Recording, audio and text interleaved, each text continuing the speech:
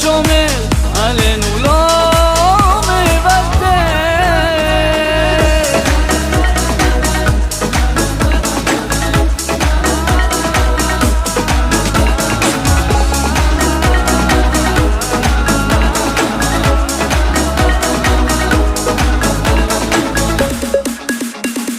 שיש אחדות, יש כוח, את זה אסור לשכוח, כך שום צבא גדול עלינו לא יכול.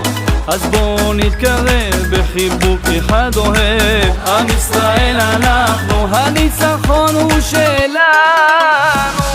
עם ישראל אנחנו חזקים, לא פוחדים, סומכים רק על אלוקים. מה שיקרה אותנו לא ישבור, בסוף זה יעבור.